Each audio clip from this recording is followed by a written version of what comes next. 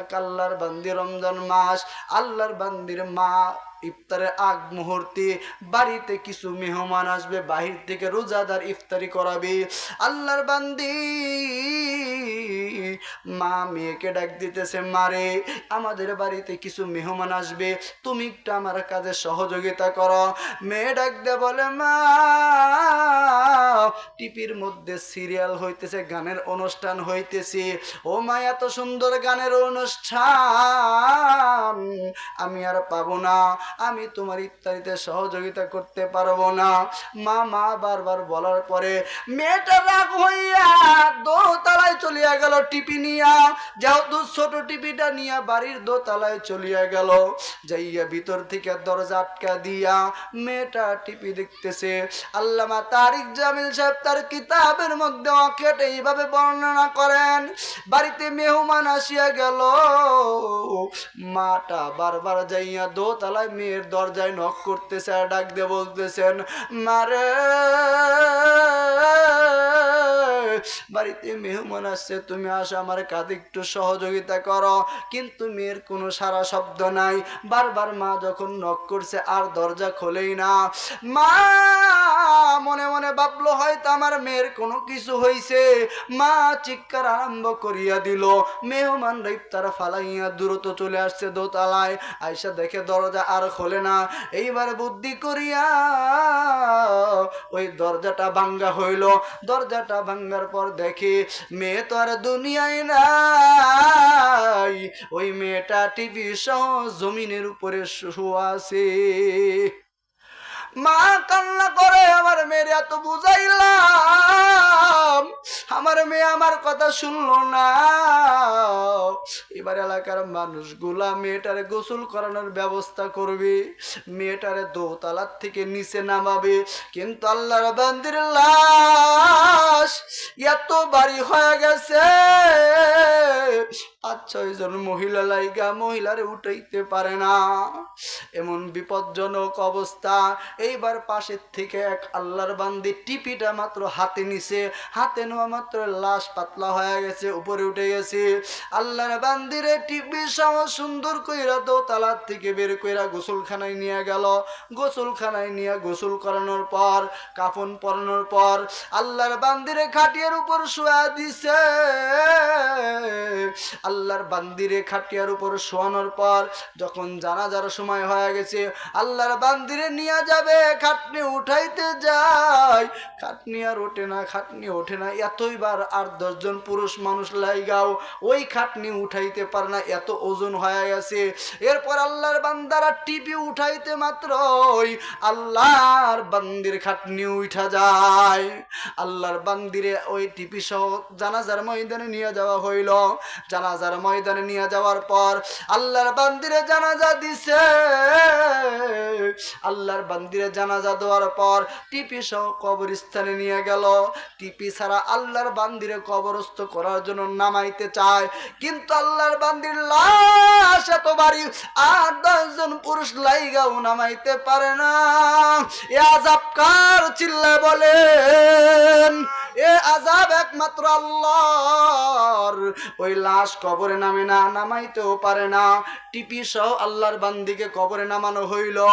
ওই টিপিটা এবার উঠাইতে চায়, লাশও সাথে উঠে আসে, আবার টিপি রাখে, লাশও থাকে। 2-3 বার এরকম করার পর আর টিপে উঠানো সম্ভব হয় নাই। টিপি সহ শেষ পর্যন্ত আল্লাহর বান্দিরে কবরস্থ করা হয়। যুবক ভাইরা ও পর্দালের মা বোনেরা, একটা কথা বারবার শোনাই, আমার মালিক বলে, বান্দা বান্দে আমি ছাড় দেই, কিন্তু আমি কাউরে কোনোদিন ছাড়ি নাই, কাউরে কোনোদিন ছাড়বো না। আমার রব আল্লাহ এই বান্দারে বড় আদর করে বানাইছে, কথা বলেন ঠিক কিনা? এই দুনিয়া সৃষ্টি করার পর আমার রব আল্লাহ জিন জাতি পাঠাইছিলেন, কিন্তু ঝগড়া ফাসাদ করার কারণে ওদেরকে জমিন থেকে তাড়াইয়া দিয়া আল্লাহ রব্বুল আলামিন বলেন, ওয়াইদ ক্বালা রাব্বুকা লিল মালাইকাতি ইন্নী জাইলুন ফিল আরদি খলিফা। ফেরেশতাদেরকে ডাক দিয়ে বললেন, ফেরেশতারা রে, আমি রব আল্লাহ দুনিয়াতে একজন প্রতিনিধি পাঠাইতে চাই, আমার একজন খলিফা বানাইতে চাই। ফেরেশতারা ডাক দিয়ে বলছিলেন, আল্লাহ আপনি কি এমন কাউকে বানাইতে চান তারা দুনিয়ায় যায় ঝগড়া ফাসাদ দাঙ্গামা হাঙ্গামা রক্তপাত করবে? অথচ আমরাই তো আপনার প্রশংসা করি, অথচ আমরাই তো আপনার পবিত্রতা বর্ণনা করি। আল্লাহ রাব্বুল আলামিন বলছিলেন, ক্বালা ইন্নী আ'লামু মা লা তা'লামুন। ও ফেরেশতারা শোন, আমি রব আল্লাহ যা জানি তোরা তা কোনোদিনও জানোস না। আল্লাহ কি কয়? আমি যা জানি তোরা তা কোনোদিনও জানোস না। আল্লাহ রাব্বুল আলামিন এই বান্দাদেরকে ফেরেশতাদেরকে টেক্কা দিয়ে যখন বানাইছে, দুনিয়ায় পাঠাইছে, বান্দা যখন রাত্রে গুনার জন্য উঠা তওবা করে চোখের পানি ফেলায়, রব আল্লাহ ডাক দেয়, ফেরেশতা কারে কইছিলা বানাইতে, নিষেধ করছিলা? ওই দেখো আমার গোলাম গুনাহ করছে, স্বপ্নে শয়তানের দুকায় নফসের দুকায় ওর মনের খায়ের সাথে। দেখো না বান্দা রাত 3টায় উঠে কান্দে, দেখো না বান্দা সিজদায় পড়ে আমাকে বলতেছে সুবহান রাব্বিয়াল আ'লা বলতেছে, শোনো না? রুকুতে যায় সুবহান রাব্বিয়াল আযীম বলতেছে, তুমি কি শুনতাছো না? ও বিবির সাথে ঘুমায় নাই, সন্তানের সাথে ঘুমায় নাই, রাত্রে সব শীতের সময় আরামের বিছানা ফালাইয়া ও ফজর আজান দিছে, ওযু করে মসজিদে নামাজ পড়তেছে। ফেরেশতা দেখো না আমার বান্দা। আজকে কোন রবরে বললাম? আজকে যখন বান্দা বহু অপরাধ করে, অন্যায় করে, অন্যায় করার পর যখন মালিকের কাছে যায় দাঁড়ায়, তওবার দরজায় দাঁড়ায়, তওবার দরজায় যখন দাঁড়ায়, চোখের পানি যখন ফালায়, খাঁটি দিলে তওবার নিয়তে যখন দাঁড়ায় যায়, আল্লাহ ফেরেশতাকে ডাক দিয়ে, ফেরেশতা ওর জিন্দেগির ইতিপূর্বের যত খাতা আছে সব কলস কি করে, সব কলস করে দাও, কেটে দাও, একটা গুনার খাতাও থাকবে না, সব কেটে দাও। আজকের থেকে আমার বান্দার জিন্দেগির নতুন খাতা, নতুন ডায়েরি শুরু করো। সুবহানাল্লাহ কইলেন না? যে এ সংবাদ দিছেন কে? আবার বলেন। ক্ষমা চাইতে হবে কার কাছে? পীরের কাছে ক্ষমা চাইলে হবে, ঠিক না? ন্যাংটা বাবার কাছে? জান্নাতে নিব ন্যাংটা বাবা, ঠিক না? কোনো মাজার, কোনো পিসাব, কোনো দলের নেতা, মা বাবা কেউ নিতে পারবে না। জান্নাতে দিবেন কে? একমাত্র আল্লাহ। এজন্য ওই রবের গোলামি আমাদেরকে করতে হবে। রবের আযাব থেকে যদি মুক্তি পাইতে চাই, রবের কঠোর শাস্তি থেকে যদি মুক্তি পাইতে চাই, আমাদেরকে গোলামিও করতে হবে ওই রবের। কথা বলেন ঠিক কিনা? রিজিক দেয় কে বলেন তো দেখি? সুস্থতা দেয় কে বলেন তো দেখি? সম্মান দেওয়ার মালিক কে? সব দিল যেই মালিক, গোলামিও করবো ওই মালিকের। কথা বলেন ঠিক কিনা? আজকে নেতায় 1 কেজি চাউল দিতে যায় 10টা সেলফি উঠায়, ওই নেতার গোলামি করা যাবে? যেই নেতা একটা মাস্ক দিতে যায়, করোনার সময় দেখছি একটা মাস্ক দিছে 16-17 জন লাগে। কিরকম দানের কোয়ালিটি! ওই নেতার অনুসরণ করলে জান্নাতে যাওয়া যাবে? বলেন। আবু বকর, ওমর, সাহাবায়ে কিরামের দানের কোয়ালিটি দেখেন, ডান হাত দিয়ে দিত, বাম হাত বুঝতো না। আর আজকে আমাদের দানের অবস্থা এমন হয়েছে, আমি 5000 টাকা দেবো, আমার পোস্টের নাম না থাকলে আমি টাকা দেব না। কথা বলেন ঠিক কিনা? আমার নাম দেহে অমুক বংশ, আরে আমার বংশ এত উচ্চ মানের, আমাকে ওর নিচু বংশের নিচে দিছে, টাকাই দেবো না যা। আজকে আমাদের আমলের কোয়ালিটি এরকম। কথা বলেন ঠিক কিনা? কিন্তু না, আমি মুসলমান, এটা আমাকে মনে রাখতে হবে। জন্মসূত্রে মুসলমান এই দাবি নিয়ে আল্লাহর কাছে আসামির কাঠগড়াই থেকে মুক্তি পাওয়া যাবে? বলেন। আল্লাহ তাআলা বলছেন যে খাঁটি মুসলমান না হইয়া অন্ধকার কবরে আইসো না। কারণটা কি? জন্মসূত্রে মুসলমানিত্ব নিয়ে যদি কবরে যাই, ওই যাওয়ায় কোনো লাভ হবে না। মালিক যেটা বলছে যে খাঁটি মুসলমান না হইয়া, নারী হোক বা পুরুষ হোক, খাঁটি মুসলমান হইতে হবে। এখন খাঁটি মুসলমান হইতে গেলে নামাজ এক ওয়াক্তও লাগবে না। কথা কি ঠিক না ভুল? রোজা একটাও দরকার নাই, কোরআন তেলাওয়াত দরকার নাই, ঠিক কি না? বলেন না কেন? জবান খোলেন। জিকির দরকার নাই, নবীর সুন্নতের দরকার নাই। এগুলা প্রত্যেকটা জিনিস আপনাকে পঙ্খানুপঙ্খানু মানতে হবে। কারণ আল্লাহ বলেন ইয়া আইয়ুহাল্লাযীনা আমানু উদখুলু ফিস সিলমি কাফা, এই ইমানদারেরা তোরা ইসলামের মধ্যে পূর্ণাঙ্গ ঢোক। তুই নামাজ 2 ওয়াক্ত পড়বি আর 3 ওয়াক্ত পড়বি না, খালি শুক্রবারে পড়বি আর 5 ওয়াক্ত পড়বি না, খালি রমজান পড়বি আর পড়বি না, এই মুসলমানিত্বের দাম আল্লাহর কাছে নাই।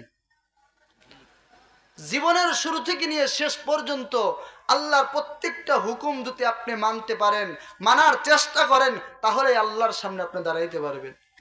নবী করিম সাল্লাল্লাহু আলাইহি ওয়াসাল্লামের উপর সংক্ষেপে দুরূদ শরীফ পড়ি।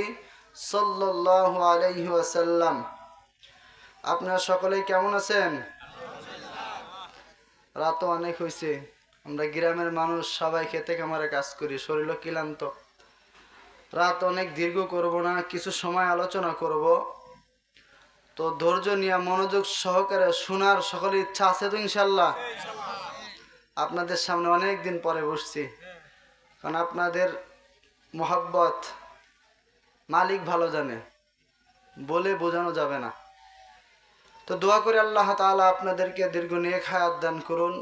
মালিক সকলকে আল্লাহর গোলাম বানায় কবরে যাওয়ার তৌফিক দান করেন, সকলে বলে আমিন। আল্লাহ রাব্বুল আলামিন আপনাকে আমাকে এই দুনিয়াতে পাঠাইছেন একমাত্র আল্লাহর গোলামি করার জন্য। কথা বলেন ঠিক কিনা? আল্লাহ রাব্বুল আলামিন এই যে আপনার মাথার চুল থেকে নিয়ে পায়ের তালু পর্যন্ত যেই অঙ্গগুলো আমরা দেখি, এগুলাকে আমাদের? বলেন তো দেখি। এগুলা কিন্তু আমাদের না, এগুলা আমাদের গোয়েন্দা। কি? এগুলা আমাদের গোয়েন্দা, মানে আমরা কি করি এই কাজের সমস্ত খবর হাসরের ময়দানে আল্লাহর সামনে এই অঙ্গগুলা আপনাকে মালিকের সামনে আসামির কাঠগড়ায় দাঁড় করায় দিবে। আজকে যেই হাত, যেই পা, যেই জবান, যেই চোখ, যেই স্মৃতিশক্তি মনে করে এটা আমার, কিন্তু না, এটা মালিকের দেওয়া গোয়েন্দা আপনার সাথে আছে। কারণ আপনি যখন দুনিয়ার থেকে বিদায় নেবেন, কবরের যাত্রী হবেন, হাসরের ময়দানে এমন একটা মুহূর্ত আসবে আপনার জবান আল্লাহ বন্ধ করে দিবে, এই হাত আপনার বিপক্ষে সাক্ষী দিবে। হাত বলবে আল্লাহ এই হাত আপনি দিয়েছিলেন আপনার গোলামি করার জন্য, কিন্তু আমি হাতকে দ্বারা ও 1 গাছের বাগুন চুরি করছে, 1 গাছের পেঁয়াজ চুরি করছে, একজনের 500 টাকা মেরে খাইছে। হাত আপনার জীবনের শুরু থেকে নিয়ে শেষ পর্যন্ত আপনি যা করছেন, এই হাত আল্লাহর সামনে যায় আপনার বিরুদ্ধে সমস্ত আপনার কুকর্মর কথা মালিকের কাছে ওপেন করে দিবে। আপনি এই চোখ দ্বারা গুনাহ করছেন, দুনিয়ার কেউ জানে না, আপনার বিবি পাশে শুয়ে থাকে তাও জানে না, এই চোখই আপনার বিপক্ষে হাসরের ময়দানে মালিকের সামনে আসামির কাঠগড়ায় দাঁড় করায় দিবে। এই জবান, কান, এক কথা শরীরে যতগুলো অঙ্গ মনে করে এগুলো আমার, এই চেহারার সৌন্দর্য মনে করে আমার। আজকে আমরা যারা চেহারায় মেকআপ করে সুন্দর বানায় পরপুরুষের সামনে যাই, হাসরের ময়দানে মালিকের সামনে আপনাকে আসামির কাঠগড়ায় দাঁড় করাবে, যে মালিক তাকে আমাকে তার কাছে দিয়েছিলেন আমানত স্বরূপ, তার পর্দা করে থাকার কথা ছিল কিন্তু করে নাই, আমাকে আরো ময়দা দিয়ে সাজায়া ও রাস্তায় বাইরে হয়েছে, ওরা আসামির কাঠগড়ায় দাঁড় করান, ওরা হাতের মধ্যে জাহান্নামের শিকল লাগায়। তখন কি অবস্থা হবে? আপনি যাকে আপন মনে করছেন দুনিয়াতে, মনে করছেন মনে এই শরীরের শক্তি আমার, এটা মনে আমার নিজের, কিন্তু না, এই শক্তি দ্বারা যত গুনাহ করবেন আপনি, এই শক্তি হাসরের ময়দানে আপনার বিপক্ষে সাক্ষী দিবে। কয় যার জন্য করলাম চুরি সেই বলে চোর। কথা বলেন ঠিক কিনা? যেই শরীরের জন্য আমি এত কিছু করলাম, এই চোখকে মজা দেওয়ার জন্য বেপরদা নারী দেখলাম, এই জবান দিয়া গালি দিলাম, এই কানের মজা নেওয়ার জন্য গান শুনলাম, ওই কানই আমার বিপক্ষে হাসরের ময়দানে আল্লাহর সামনে সাক্ষী দিবে। আর কি সাক্ষীর দরকার হয়? নিজের সন্তান যদি বাবার বিরুদ্ধে সাক্ষী দেয়, আর কি সাক্ষীর বাইরের প্রয়োজন হয়? আপনার শরীর যদি আপনার বিপক্ষে মালিকের সামনে আসামির কাঠগড়ায় আপনাকে দাঁড়ায়, আর কোনো সাক্ষীর দরকার নাই। শুধু এটাই না, তারপরেও মালিক মুনকার নাকি লাগায় দিছে, আবার ডান এবং বাম পাশে ফেরেশতা লাগায় দিছে। কোথায় পালাইবেন আপনি? আবার মালিকের সিসি ক্যামেরা তো আপনার উপর পুরা আপনার জিন্দিগির সব রেকর্ড হয়ে আছে। আগে মানুষ বুঝতো না, কিন্তু এখন মানুষ বোঝে যে ছোট্ট একটা মেমোরিতে একজন মানুষের পুরা জিন্দেগি ঢুকায় রাখা যায়, অনেক কিছু দরকার হয় না। ছোট্ট একটা 32 জিবি মেমোরিতে আপনার 63 বছর জিন্দেগি পুরা ঢুকায় রাখতে পারবেন। এখন মানুষ বুঝতে জানে, আগে বুঝতো না যে হাসরের ময়দানে কেমনে দাঁড়াবো, কেমনে লিফট হবে, একাই উঠবো, আবার একাই দরজা খুলবে, কেমনে এটা কল্পনা কেমন। কিন্তু এখন মানুষ বুঝে যে দরজার সামনে গেলে দরজা একাই খুলে যায়। এরকম আছে না? আধুনিকতা আমাদের আসছে। এক কথায় আধুনিকতার যত ছোঁয়া আসবে আখেরাত তত বুঝে আসবে, যদি ফিকির করি। আর যদি মনে করে না যে ইচ্ছা হয়েছে ওইসাই হোক গা, যা হয় হবে, ওটা মরণের পর, আগে না, তাইলে পুরা কপাল মুসলমান হওয়া ছাড়া আর কিছু দ্বিতীয় রাস্তা থাকবে না। মালিক আল্লাহ তাআলা ডাক দিয়ে বলতেছেন, কুল ইয়া ইবাদিয়াল্লাযীনা আসরাফু আলা আনফুসিহিম লা তাকনাতু মির রাহমাতিল্লাহ। আল্লাহ তাআলা বলতেছেন, কুল বলুন, হে আমার বান্দাগণ, যারা নিজেদের উপর জুলুম করছো, অর্থাৎ গুনাহ করে তুমি তোমার উপরেই জুলুম করছো। আমি আল্লাহ তোমাকে দিয়েছিলাম মাসুম, তোমার জিন্দিগিতে গুনার কোনো দাগ ছিল না। আমি যখন তোমাকে দুনিয়াতে পাঠাই, তোমার বডির মধ্যে গুনার কোনো দাগ ছিল না। আমি দুনিয়াতে তোমাকে পাঠাইছিলাম, পবিত্র হালত আমি তোমাকে দুনিয়াতে পাঠাইছিলাম। কিন্তু দুনিয়াতে যাওয়ার পর তুমি যখন গুনাহ করছো, তোমার বডির মধ্যে গুনার দাগ লাগাইছো। দাগ লাগাইতে লাগাইতে যখন পুরা বডি কালো হয়ে গেছে, দিল শক্ত হয়ে গেছে, ইবাদত আর ভালো লাগে না, অর্থাৎ তোমার উপর তুমি জুলুম করছো। বলেন তো দেখি, জ্বর হইলে মানুষের মিষ্টি তিতা লাগে না মিষ্টি লাগে? তিতা লাগে না। কারণ কি? মিষ্টির সমস্যা না জিহ্বার সমস্যা? জিহ্বার সমস্যার কারণে মিষ্টি তিতা না, জিহ্বায় সমস্যা। ঠিক একজন মুসলমানের কলবের মধ্যে যদি অসুস্থতা বেড়ে যায়, গুনার ভিতরে যদি দাগ লেগে যায়, ওর কাছে নামাজ ভালো লাগবে না, ওর কাছে রোজা ভালো লাগবে না, পর্দা ভালো লাগবে না। কারণ কি? ওর ভিতরে অসুস্থতা। মিষ্টি যখন জিহ্বায় জ্বর থাকে, তিতা লাগে, শরীর সুস্থ হলে মিষ্টি মিষ্টি মনে হয়। কথা বলেন ঠিক কিনা? ঠিক আল্লাহর গোলামির জন্য এই কলব, 1 নাম্বার কলব সুস্থ করা দরকার। ভিতরের কি? এই কলব পরিষ্কার করা দরকার, পরিচ্ছন্ন করা দরকার। যদি করতে পারি তাহলে আমার কাছে নামাজ ভালো লাগবে, রোজা ভালো লাগবে, কোরআন তেলাওয়াত ভালো লাগবে, জিকির ভালো লাগবে, দ্বীনি নসিহত শুনতে ভালো লাগবে। আজকে এগুলা ভালো লাগে না কেন? কারণটা কোথায়? কারণ এক জায়গায়। মুখে যেরকম জ্বর থাকলে মিষ্টি তিতা, বান্দার কলবের মধ্যে অসুস্থতা থাকলে, গুনার রোগ থাকলে, ওই বান্দার কাছে মাওলার গোলামিও তিতা লাগে। এজন্য আমাদেরকে সর্বপ্রথম আজকে যাকে আমি আপন মনে করতেছি, এই শরীর বলেন, সম্পদ বলেন, ক্ষমতা বলেন, আচ্ছা বলেন তো, এই দুনিয়ার থেকে ক্ষমতাশালীরা বিদায় নিছে কিনা? সম্পদশালীরা বিদায় নিছে কিনা? সুন্দর চেহারাওয়ালা নারী দুনিয়ার থেকে বিদায় নিছে কিনা? যৌবনের শক্তিওয়ালা যুবক বিদায় নিছে কিনা? তাহলে আপনি কেন সম্পদের বড়াই দেখান? তাহলে কেন আপনি সৌন্দর্যের বড়াই দেখান? তাহলে কেন আপনি ক্ষমতার বড়াই দেখান? কেন আপনি বাড়ির বড়াই দেখান? কেন আপনি জমির বড়াই দেখান? একটা বার দিলকে প্রশ্ন করেন। একই বাড়ির মালিক আপনার বাবাও ছিল, তার বাবা ছিল, তার বাবা ছিল, তার বাবা ছিল। আপনি কিছু সময় মালিক হয়েছেন, আপনার তো চিরস্থায়ী দেওয়া হয় নাই। আপনি মারা যাবেন, আপনার সন্তান, আবার সন্তান, এভাবে আবার কিয়ামত পর্যন্ত চলতে থাকবে। তাহলে লাভটা কোথায় বলেন?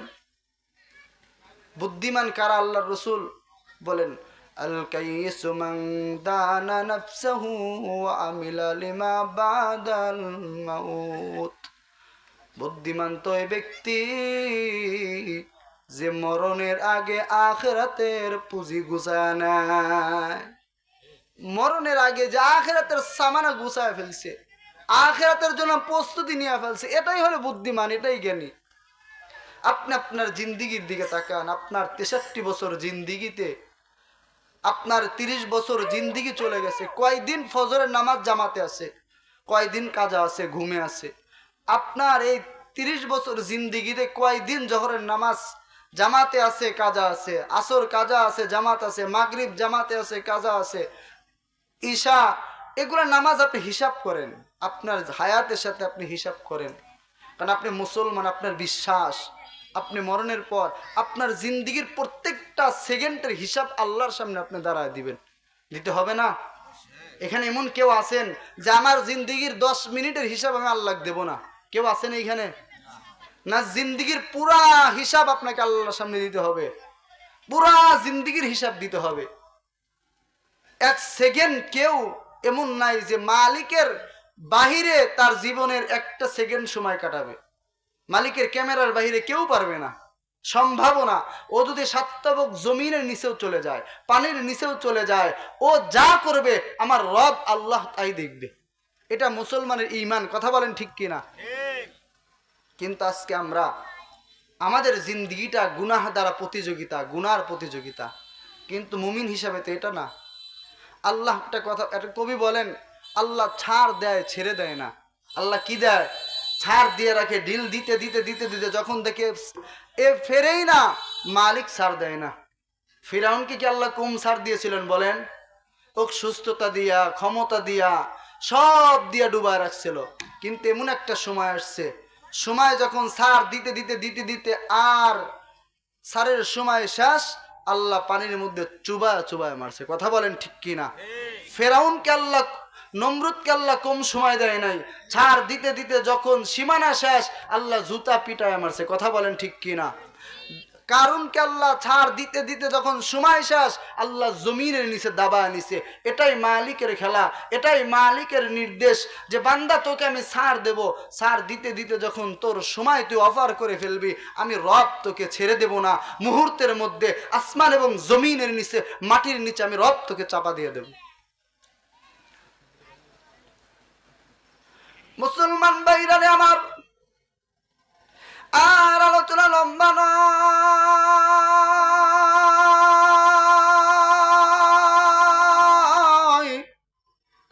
গভীর রাত হয়ে গেছে, আর বেশি সময় আলোচনা নেব না। আমার পরে প্রধান বক্তা এসে যাবে। এ বাজান, কিছু সময় যেন দুনিয়ার জমিন থেকে আখিরাতের কিছু সম্বল নিয়ে যাইতে পারি, এই কথাই আপনাদের সামনে উপস্থাপনা করব ইনশাআল্লাহ। আমার রব আল্লাহ আপনাকে আমাকে দুনিয়াতে পাঠাইছেন কি শুধু খাওয়া আর ঘুমানোর জন্য? কথা বলেন। আমার রব আল্লাহ আপনাকে শুধু খানা খাওয়ার জন্য আর ঘুমানোর জন্য পাঠাই নাই। আল্লাহ রব্বুল আলামিন পাঠাইছে বান্দা দুনিয়ার জমিনে একমাত্র আমি রব আল্লাহর গোলামি করবি। আমি রব আল্লাহর গোলামি ছাড়া দ্বিতীয় কারো উপর গোলামি করবি না। এ মুসলমান, আল্লাহ রব্বুল আলামিন আদম আলাইহিস সালাতু ওয়াস সালাম থেকে নিয়া আজ পর্যন্ত মতান্তরে 16 লক্ষ পয়গম্বর দুনিয়ার জমিনে নাজিল করছেন, দুনিয়ার জমিনে নাজিল করছেন। এই পয়গম্বরদের উপর আবার কিতাব পাঠাইছে। কারণ কি? কারণ হইল নবীরা উম্মতদেরকে বুঝাইছেন যেন উম্মতেরা আগুনের পূজা না করে, পানির পূজা না করে, গুনাহ যেন তাদের জীবন না সাজায়, যেন উম্মতেরা এক রবের গোলামি কইরা গুনাহ করার পরেও যেন তওবা করে এক আল্লাহর গোলাম হয়ে কবরে জান্নাতে যাইতে পারে। এই জন্য প্রত্যেকটা পয়গম্বর উম্মতদের পিছনে মেহনত করছেন। ঠিক আমার পয়গম্বর, আপনার পয়গম্বর মুহাম্মদুর রাসূলুল্লাহ নবুয়ত পাওয়ার পর 23টা বছর আমার নবী হায়াত পাইছেন। নবী আমার 23টা বছর হায়াত পাওয়ার পর এই 23 বছরে পয়গম্বর আমার উম্মত যেন জাহান্নামে না যায়, উম্মত যেন আল্লাহর আযাবে গ্রেফতার না হয়, এজন্য নবী আমার আমার জিহাদের ময়দানে যাইয়া দান মুবারক পর্যন্ত শাহাদত করছেন। শুধু এমন নয়, নবী আমার উম্মতের জন্য কেমন পাগল, উম্মত যেন জাহান্নামে না যায়। তায়েফের ময়দানে নবী আমার দাওয়াত দিছেন উম্মতদেরকে। দাওয়াত দিতে যাইয়া তায়েফের মানুষই নবীকে আমার আঘাত করলেন। নবী আমার রক্ত বাইতে বাইতে নবীর জুতা পর্যন্ত আটকায় গেছে। জিব্রাইল আইসা হাজির। ও পয়গম্বর, আপনি একটাবার বলেন না, আপনি শুধু অনুমতি দিবেন। ফেরেশতারা হাজির হয়ে গেছে, ফেরেশতারাও প্রস্তুত। আপনি শুধু একবার অর্ডার দিবেন, এই তায়েফবাসীর দুই পাহাড়ের পাদদেশে ফালাইয়া এই কাফেরদেরকে দুনিয়ার থেকে ধ্বংস করে দেব।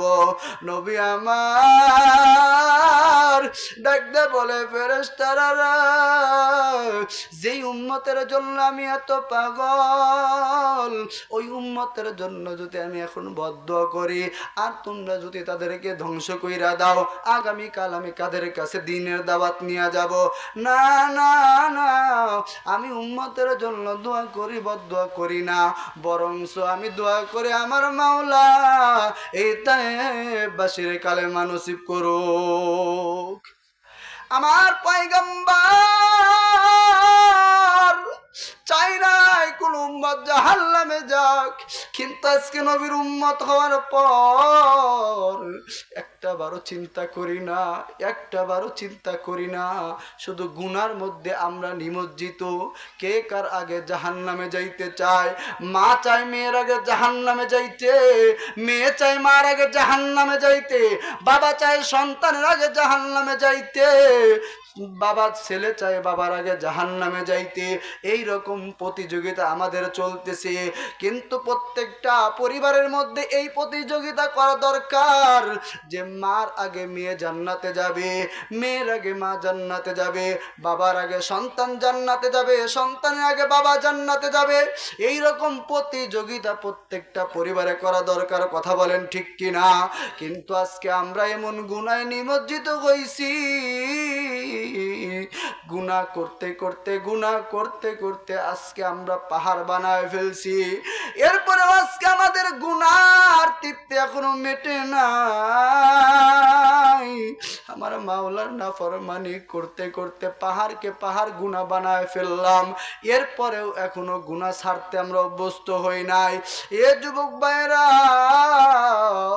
বুড়া বাবারা, আমি একটা আগেই কথা বলছি, আমার মাওলায় ছাড় দেয় কিন্তু ছেড়ে দেয় না।